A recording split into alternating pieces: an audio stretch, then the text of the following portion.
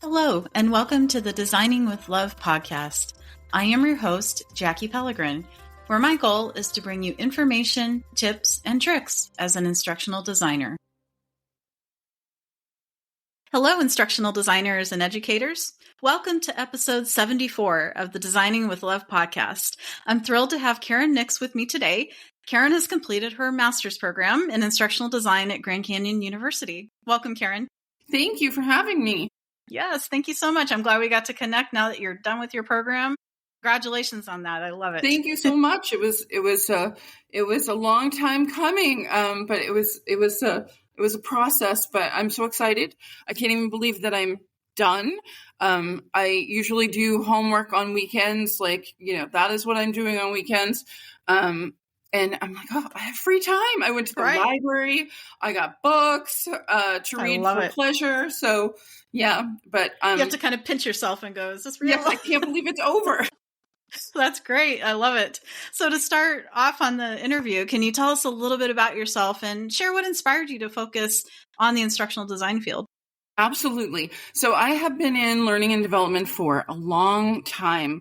Right out of college, I got a job as an administrative assistant in the professional development department at a community-based agency. And I didn't really know anything about professional development, learning and development at all. So it was all new to me. I went to undergrad for journalism, so I'd expected to do something. I had like an internship at MPBN, and I expected to do something in that field. But this sort of swept me along and sort of determined my career. So for years and years, I was in some version of learning and design, whether it be like the onboarding program or doing workshops and conferences, like some version of training and development, learning and development for years and years. And when my kids got older, I finally went back into like the corporate realm, and I had lots of experience with doing instructional design in whatever title I happened to wear. And usually I was a team of one or maybe up to maybe 6 small departments. So I learned really by doing. And then when the kids got older and they were out of school, I went into the corporate realm and had my first sort of title as an instructional designer for a corporate pharmacy, and sort of learned more about authoring tools and LMSs and some of the tools that we didn't necessarily have in previous jobs, and I loved it so much. So now I'm with Orbis Education, and I'm the design strategist and communications lead is my official title. And I work in the faculty training and development department. I'm the only instructional designer on our team, but there are many instructional designers in the larger organization. And we sort of are under the umbrella of Grand Canyon Education. So Grand Canyon University is part of that. And there was an opportunity for me to do professional development by taking the degree program. And that's what I decided to do. I love instructional design, but I felt like that I didn't have enough of the foundational knowledge that I had sort of learned as I went, picked up a lot of things along the way, but didn't ever go to school for learning theory or any of that kind of thing. And I wanted to have that foundational knowledge and maybe learn some new things about technology, multimedia, things that I could bring back into my current role and enhance what I'm already doing. So that's how I ended up there. Great. I love that. So it sounds like the master's program really helped you to solidify what you're already doing, and then also pick up some of those additional skills and theories and all of those things that like you said, it helped you bring it back to the job and learn as you're doing, right? As you're doing Absolutely. The information. Yeah. I came back with a lot of enthusiasm. Of course, I was still working while I was going to school, so I'd oftentimes take something that I learned at school and bring it back to the job. I'd be like, oh, I could do it this way. So I gained a lot of new love and enthusiasm for my occupation, and some new tools to do things maybe in a way that hadn't thought of before, or even to, find out why people do what they do. Like, I loved researching and learning more about like why people get fatigued when they're doing an online learning, and what can enhance their learning experience, and learning more about like scenario-based learning and micro learning, and the theory behind using multimedia, and when you should and when you shouldn't. I loved learning all that stuff. So I just come back to the job and I'd be like, we're going to do this. And maybe I had too much enthusiasm because I still had to get a lot done, and my deadlines didn't change. But Right. but I have used a lot of what I have learned on the job. So it was great experience. I love that. That's great. That speaks to the program and the quality of it, and the quality of instruction too. So it all goes hand in hand, the curriculum and then the instruction behind it. So that's great. I love to hear that. So you have a unique blend of experience in both that mass communication, as you mentioned, and the healthcare education, which that must give you a distinctive perspective as an instructional designer. So what are some unique challenges you face designing that faculty development portion of that, such as those programs for nurse educators? And how has your background in mass communication helped you to overcome those? One of the things that my background helped me to do was to understand how people receive information and how to simplify. I think that many times people think that they have to tell everything that they know in order for people to get to understand. And you can usually maybe get rid of 3/4 of the text that people want to include in whatever whatever it happens to be, whether it be an article or an online learning. You can get rid of a lot of and still get to the heart of what you're trying to convey. So I think that simplification and taking complicated information, a lot of information, and like parsing it down into what people really need to know, and chunking it out into like a flow that can be received by the reader or the learner. That translated really well into instructional design and learning and development as a whole. I use a lot of those skills, and proofing, copy editing, those skills. Like, I'm so glad that I have them. That is a secondary thing, but taking the complex information, because I'm working with people who are, well educated, and I have since I started way back when, working in behavioral health and nonprofits, working with the people who have a lot of knowledge, degrees, higher education, a lot of know-how. And I am not a nurse. I'm not a psychiatrist or psychologist, or any of number of the people that a pharmacist, any of number of the people that I've worked with who have some expertise that they need to convey to the learner. So I have to be sort of a conduit and take that information and put it in a framework that the learner can digest, and usually at a fast pace.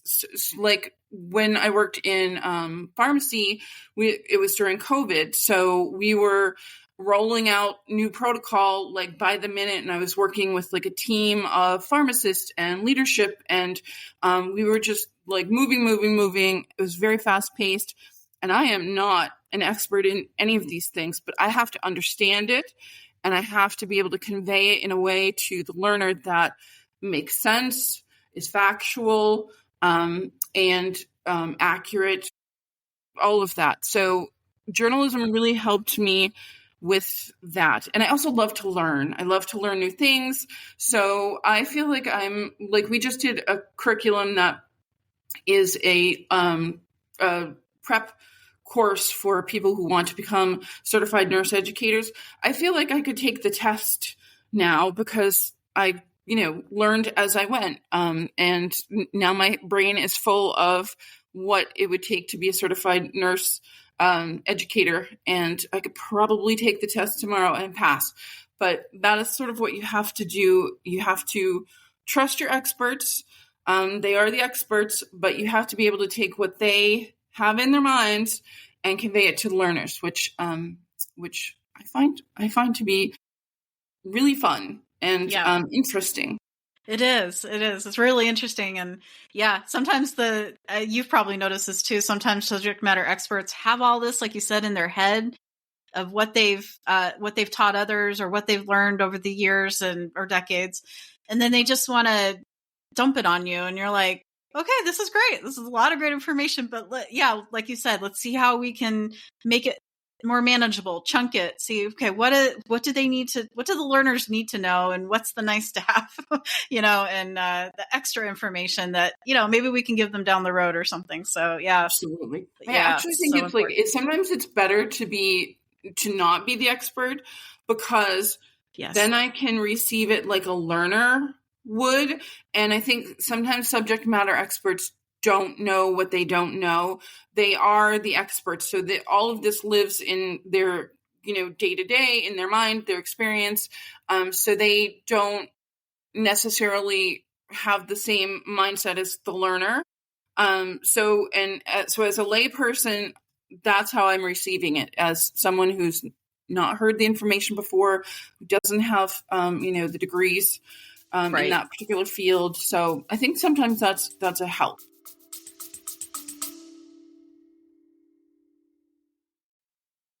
Hello, I have some exciting news to share with all of my listeners. There is a feature called Fan Mail. What this allows you to do is send me a text message anytime during the episode.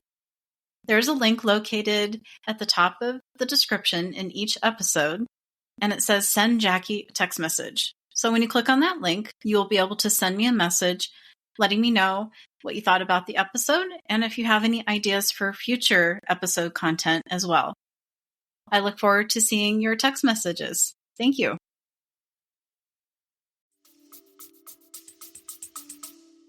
It is. It definitely is. It reminds me of a video I came across a couple of years ago. I don't think I have it in my classes anymore that I share for my Media Monday, but it was a video from an instructional designer, and she talked about the importance of what you're talking about, of being that novice in that specialty area and relying on the subject matter experts, because she said the moment that we become the experts, then we don't ask the key questions that need to be asked. And then we think, oh, I know what this means and I know what that means. And then we're not digging and finding out. And so, yeah, that was an eye opener for me. And I was like, oh, that's true. I don't need to be the expert in that area. I actually need to be the novice on that content. Like you said, acting like I'm the learner and the layperson. And so then I'm the expert on the instructional design and you're the expert on instructional design. So we help them bring that to life. So that's so important that you bring that up, because that reminded me of that video that I watched. And I think sometimes we get into that imposter syndrome sometimes, and True. It happens. Yeah. And so it's important. So I'm glad you brought that up, because that's great.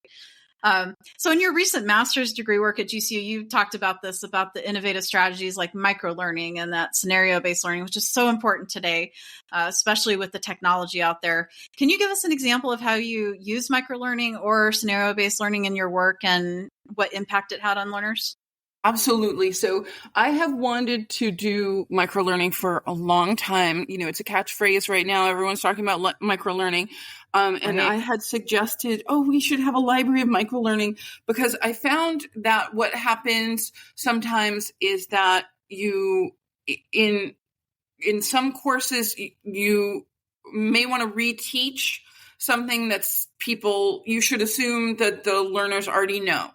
And, but not every learner will necessarily know. I can assume from the learners that we have that they would have certain foundational knowledge, but they may need a refresher. So I thought microlearning would be a great place to put some of those things that we speak to quite often. We don't need to reteach them in every course, but we could have a microlearning library that people could go back to if they wanted, a refresher. If they wanted a refresher, for instance, on adult learning theory, something that we speak to quite often in faculty development, something like that, or critical thinking, something along that lines. So I had suggested that before, but there's never enough time. But we did take advantage of the ability to create a microlearning by using the RISE 360 framework as a place to put a lot of like resources and tools, like a faculty toolkit for faculty. I was able to develop that. So that was great use of that microlearning tool, where people can just pop in. They want a specific tool for whatever it happens to be, like how can I make my presentations more interactive? Here are some tools, and here are some links that you can go to very quickly. So we did add that to our curriculum, and I am always using scenario-based learning in faculty development. Always, like, they are teaching their students in scenario-based learning. They're trying to teach critical thinking. They're trying to teach theory to practice. So we are also teaching faculty to take that to their students. So we have to use the same kinds of tools to develop their learning. So one of the things I came back with great enthusiasm from the master's program is doing more scenario-based learning, and one sort of wondering how I can do it in a way that still works within the parameters that I have, which is fast development, a lot of deadlines. I'm the only instructional designer on the team. I'm really, a team of one. I can't outsource any of the things that I need. We were doing a lot of videos of intros and outros, and some videos of certain topics in our courses, but they would require a lot of production. Like, we have to, get the videographer and set up and do a script, and it's a lot of production. I sort of took all the tools that I learned in the multimedia theory and just simplified. I'm like, these are the ways that I can fit this within my time frame and make courses more interactive and use some of that scenario-based learning.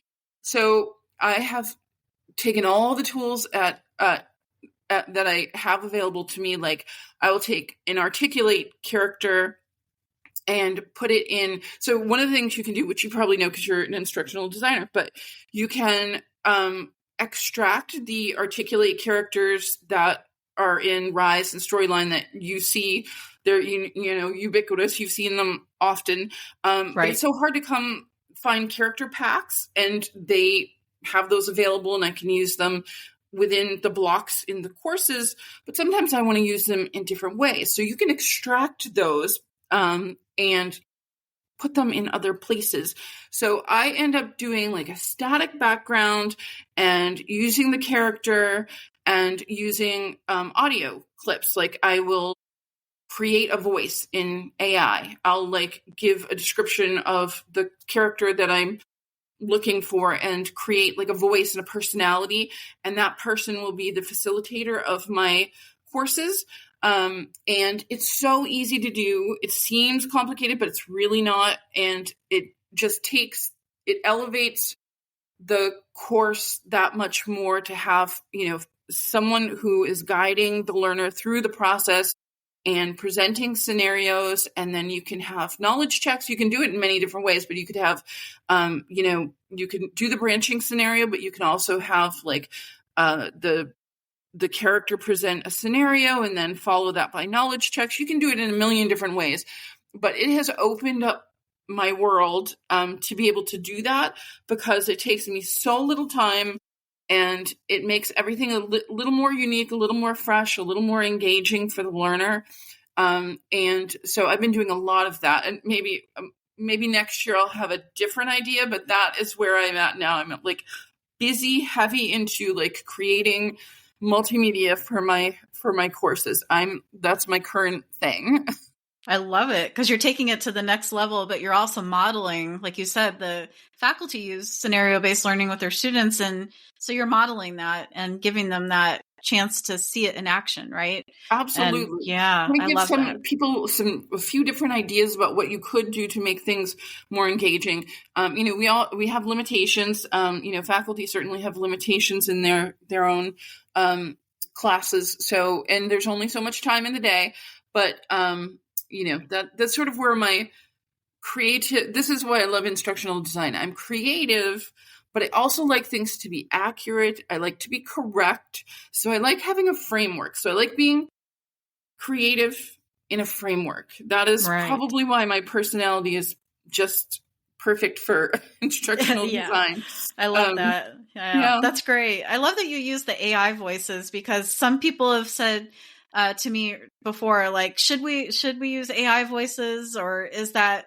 And I'm like, well, like you said, the production that it takes to actually get someone to come in the studio, do the scripts, all of that. You're right. It takes such a big amount of time, and then you have to have multiple people involved. And now the AI voices, you probably, since you've done it many times, they sound so realistic now. They don't sound choppy. They don't sound computer-like Yes. anymore. They sound so Yeah. realistic. Yeah. You use 11 Labs, right, for your Yes, I AI do. voices? That's the tool that I know there are more than one out there, but that's the one I landed on. And I've actually been able to clone. I work with the nurse planner on our team quite often. She's been the voice of some of our courses for introductions and that kind of thing. And I cloned her voice and am able to use her, and it saves so much time because we can write a script, and I can change it at a whim. If something changes, that's another thing with things that require a lot of production, is if something changes over time, a procedure changes, or whatever it happens to be, or there was a mistake, something was said incorrectly. That's a whole another day of production that you have to, to make that correction. It's a lot of time and resources. But if something changes, wording of a script, or we didn't like that so much, I can easily change the script and then record it and download it. And it's super easy.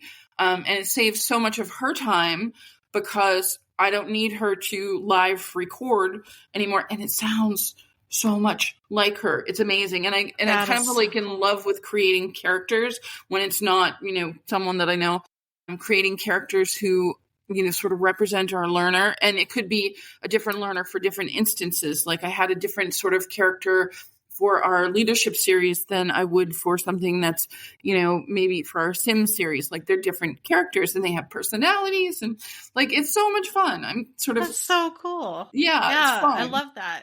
You have the opportunity, like you said, to make it so that it's not a one size fits all.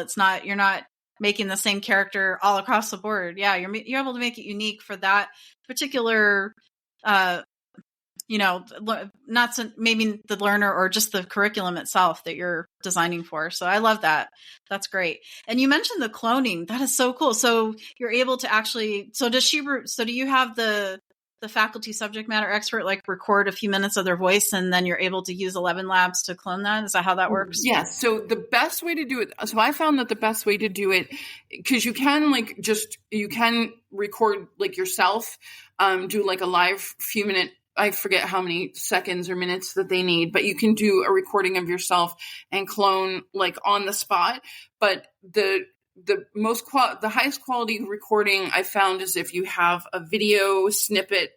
They'll tell you how long it needs to be. It needs to be a certain number of seconds or whatever.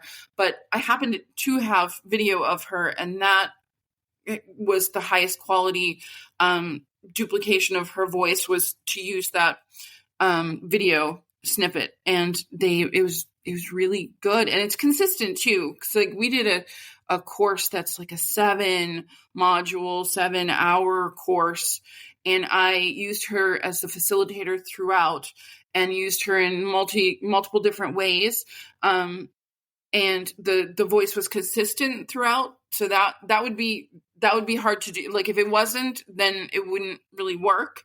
But it is. So I was able to, use that same voice for a 7-hour course and it sounds the same in the 7th module as it did in the first. So that was nice.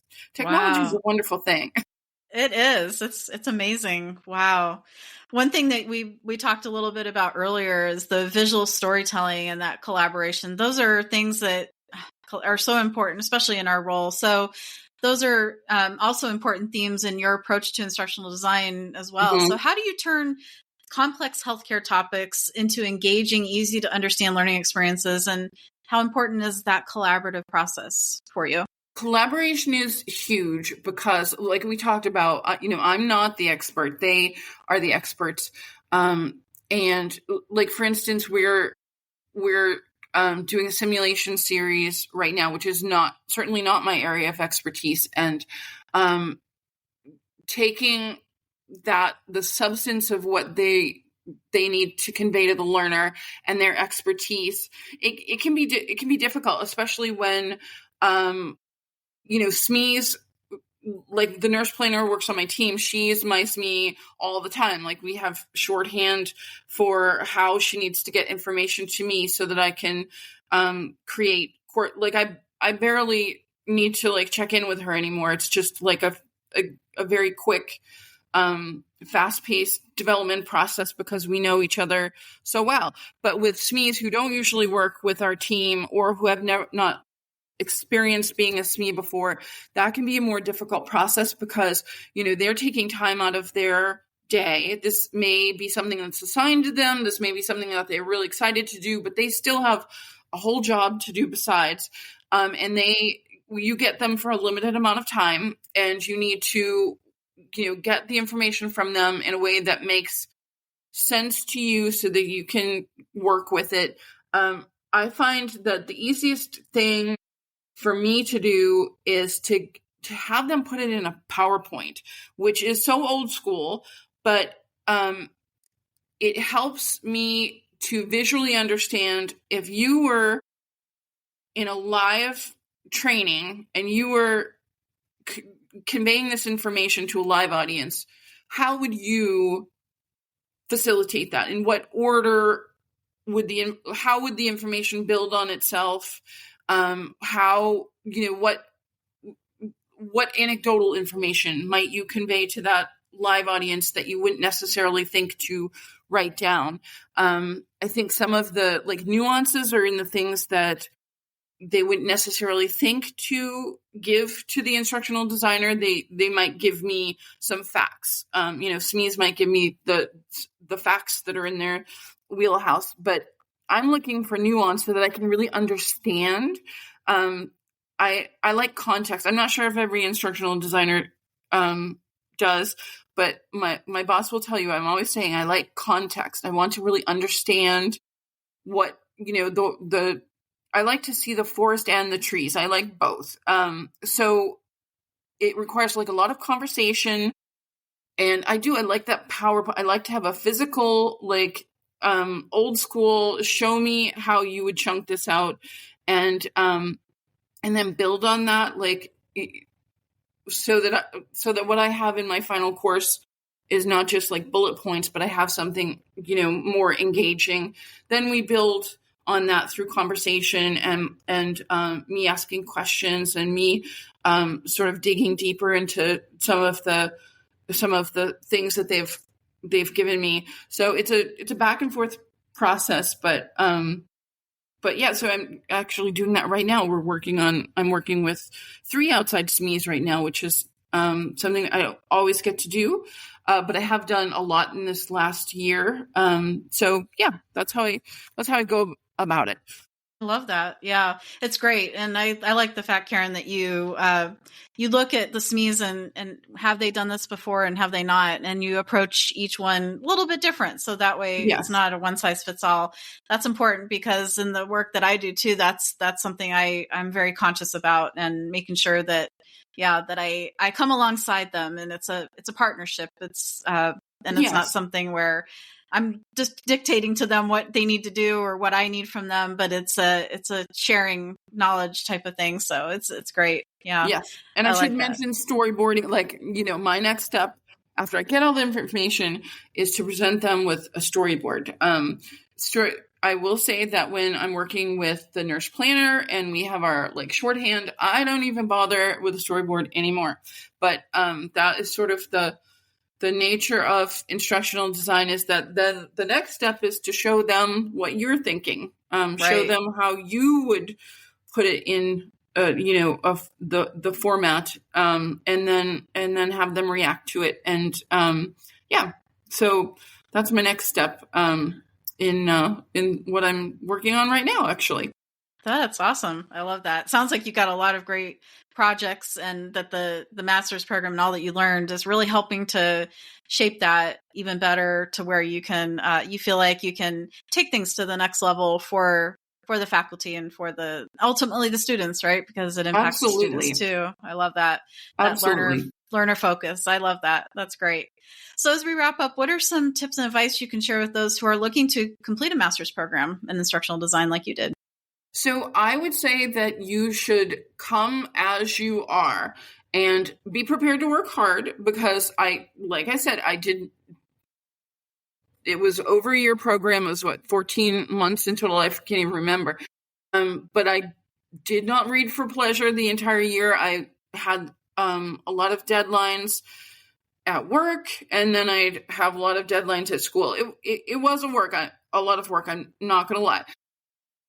I think some of the people who are newer to instructional design, who are part of the program, were really nervous about the tools and knowing how to use the tools, and being experts in those, and people with more experience might be throwing around different terms like articulate or whatever, and people get nervous about, oh, I don't know that. Do I have to know that in order to take this program? And you really don't. A lot of people were teachers from a teaching background going into this master's program, and I learned a lot from them, because I don't work with the learner. I've never been in a teacher in an educational setting. I learned a lot from them. We learn from each other, and you don't have to be an expert. So don't get distracted by all the fancy gadgets and all the fancy tools, the authoring tools, or I should know this or I should know that. It won't matter. And I think across the board, except for where multimedia, we had to work specifically with some tools. For the most part, all of our instructors were flexible about what you used. So the teachers had more familiarity with things like Genially, which I didn't actually. And I happen to have Articulate. So I have Storyline, I have Rise. So those are tools of my trade, but other people were using other things, and that's okay. We all, still managed to do our projects, and the instructors were really flexible about that. So that's what I would say. Yeah, I love that. Going into it just with an open mind. I love that. And I like what you said, come as you are, because yeah, we're never I noticed that with my master's program too. I was thinking the same thing. I had that imposter syndrome, and I'm like, and then I doubted myself. You probably did that too sometimes. And I'm like, can I really do this? And when I got my MBA, and then when I went back for the second master's, I was like, oh dear, what am I getting myself into? But at the same time, I was like, no, I really love this. I'm kind of like you. Once I knew it was what I wanted to do, I just went for it. And I'm like, I'm just going to do the whole master's, because I loved all the courses. And yeah, and there were, so I would keep a list of the courses on my refrigerator, and I'd mark them off as I went. And I'm like, oh, great, this is my next class. And it helped to have that visual of it. So yeah. It's such an accomplishment, honestly. It does feel like an accomplishment. And I do miss I got a lot of feedback. Like, I don't necessarily get that at work, because it's my job. I'm doing it every day. We're busy. But during the program, I got a lot of like feedback and collaboration, and I loved all of that. So I'm actually thinking about, like, what should I do next? Should I go back for another master's? Should I go for my doctorate? Like, what should I do? Because I really long for more of that learning and that collaboration, and that getting the feedback on what you're producing. And like, I really enjoyed the whole thing. Right. That's great. I love that. Yeah, that's great advice because I think sometimes this field, people aren't familiar with it, right? Yeah, I don't know Mhm. about you, but do you still, if people ask you what you do for a living, you tell them you're an instructional designer, do you get that confused, blank look? Yes, yes, and honestly, and So, I yeah. was in learning and development for years and years, and I didn't hold the title of instructional designer until later in my career, and I wouldn't have been able to explain to you what one specifically did. Even though I had experience myself with curriculum development and design and all of that, but I didn't have like I didn't really understand the job that entails all of the things that I enjoy doing. So and that's another thing that I would tell new people who are new in instructional design, because I see that there are a lot of people who would like to transition into that as a career.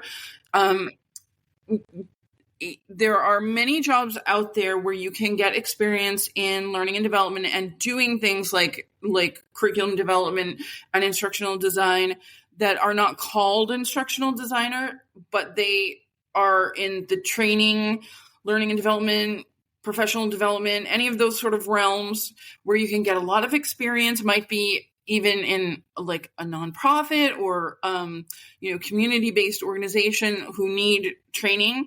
That's a great way to get experience if you don't have any, but you know that's what you want to aim for. That's how I learned, and I learned in those sorts of places where they don't have huge teams of people. You get to learn a lot by doing, which I think is invaluable. So I'm Right. actually glad that I did my master's program at this stage of my career instead of earlier, because I have like a deeper understanding, and I knew exactly what I wanted to get out of the program and how I could take what I learned and bring it back to my job. So yeah. That's great. I love that. A lot of great advice, Karen. I love it.